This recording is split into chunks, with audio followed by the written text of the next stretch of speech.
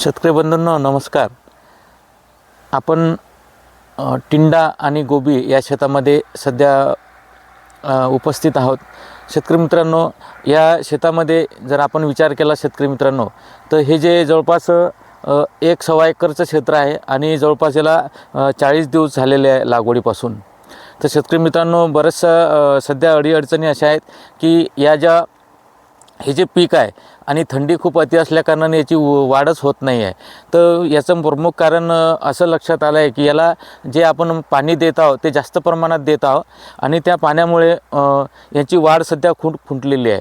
आणि जर आपण असा विचार केला की हीची वाढ दुसरे एक कारण आहे की याच्यावरती तुडतुडे, फुलकिडे, पांढरी माशी म्हणजे जो थोडाफार प्रमाणात कोकडा आपण आपल्या साध्या भाषेत म्हणतो ते सध्या खूप जास्त प्रमाणात आहे।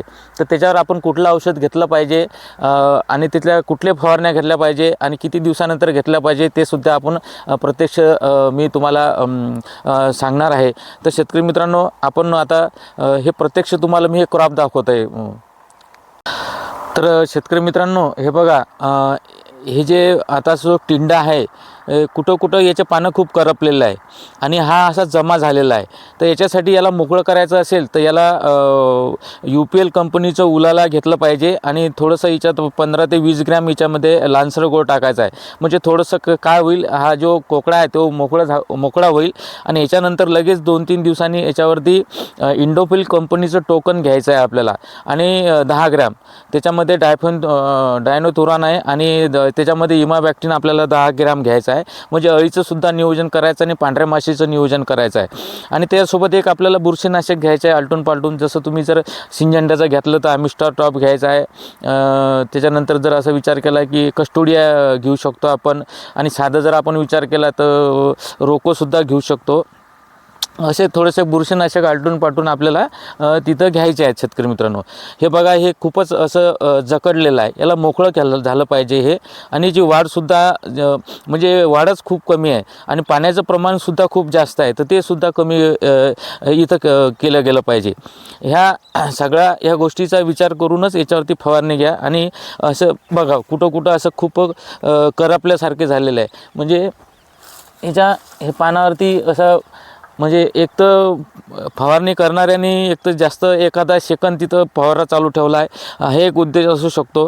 परंतु फवाऱ्याचं योग्य नियोजन नसल्याकारणानं हा सध्या प्लॉट म्हणजे खूप अकडलेला आहे। आज सहज मी माझ्या गावी जाता हा मला प्लॉट दिसला रस्त्यामध्ये, म्हणून मी इथं थांबलो आहे आणि थोडंसं निरीक्षण करून पाहतो तर इथं मध्ये थोडंसं खूपच प्रॉब्लेमॅटिकल दिसतं आहे। आणि जे शेताचे मालक आहे सध्या इथं उपलब्ध हजर कोणी नसल्याकारणानं आपण त्यांच्याशी चर्चा करू शकलो नाही।